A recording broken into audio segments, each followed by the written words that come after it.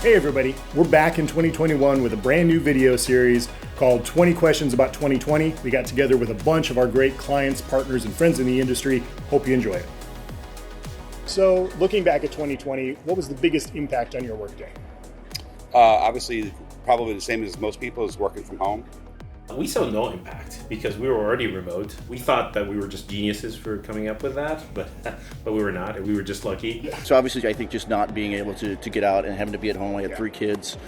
Their schedules were chaos. So, juggling 3 kids, remote learning, trying to run a business. I was already working at home, so that wasn't a problem, but the kids started doing school at home and coming in on all of my meetings, and that was a little bit of an adjustment until I trained them by going, bad dog. Our hours were 9 to 12 of teaching school in the morning, and then I had to do my job the rest of the day, and it was tiring. From a personal standpoint, my 3 kids were at home, which was a disaster. I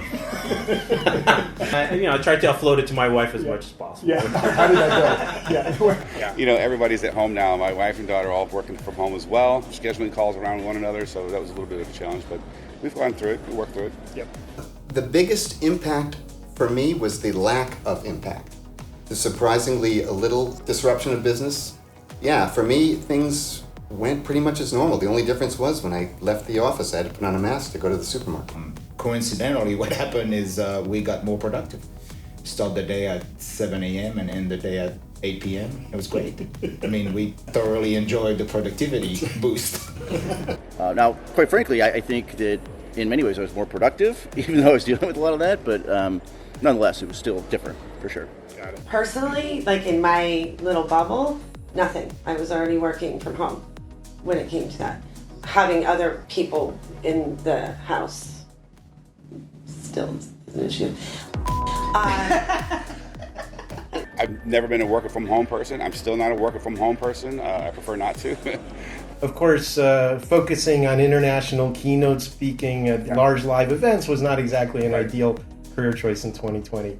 I was supposed to be at about 6 events from Moscow to Italy to Sao Paulo, Brazil in front of 17,000, and all of that went up in smoke. What I think is so cool about our industry is how flexible and supportive everybody was. It did impact us in terms of no conferences, but we just kept the discipline of just weekly meetings, monthly meetings, quarterly meetings. As we saw, online business really exploded.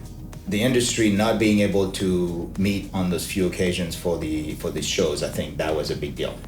And that's why we were so eager for this lead generation world to come to Orlando, and we just jumped on it. It was like, hey, let's get back on the road. I mean, we all traveled. This is the first show that I've been to since last January, and I was saying before, I didn't know how to pack. I packed like 7 sweaters. Yeah, I learned that I'm a complete antisocial asshole. So yeah, that's what I learned about myself. I love it. Probably want to cut that part. But, I don't know, so that actually might be exactly the kind of what we're looking for. You'll love the videos.